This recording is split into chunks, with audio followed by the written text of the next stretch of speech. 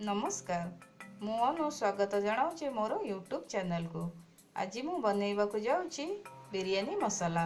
जो बिरयानी मसाला की veg non veg आउ सब प्रकार बिरयानी रे आपण यूज करि परिबे। जदि आपण को ये रेसिपीटी पसंद आसुछि तबे लाइक शेयर आउ सब्सक्राइब करने को भूलिबेनी। जहार सामग्री गुड़िक अति सहजरे मिल जिवो आम रोसई घरे। एमिति तो मार्केट रे बहुत ब्रांड रो बिरयानी मसाला मिली थाए, किंतु घरे तैयारी होइथिबा मसाला रे जो बिरयानी तैयारी हुए तार टेस्ट होइता अति स्वादिष्ट।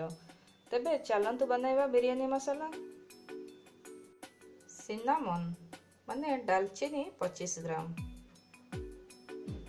ब्लैक पेपर माने गोल मरीच 10 टारू 12टा 5 ग्राम, कोरिएंडर गोटा धनिया 2 टेबलस्पून माने 8 ग्राम, ब्लैक कार्डामम माने अलैच 5 ग्राम, कार्डामम गुजराती 15 ग्राम, नटमैग माने जायफल 15 ग्राम, स्टार एनसी माने चक्र फूल 5 ग्राम अप्रोक्सीमेट गोटे फूल, मेस माने जावित्री 5 ग्राम अप्रोक्सीमेट 2टा फूल, क्लोव्स माने लवंग 8 ग्राम, साहाजीरा 6 ग्राम, बे लीफ तेजपत्र 1टा,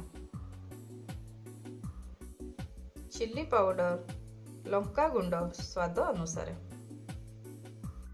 सबु सामग्री गुड़िक हल्का उषुम करी भाजी दियंतु। भल भाबरे ग्राइंडिंग करी दियंतु।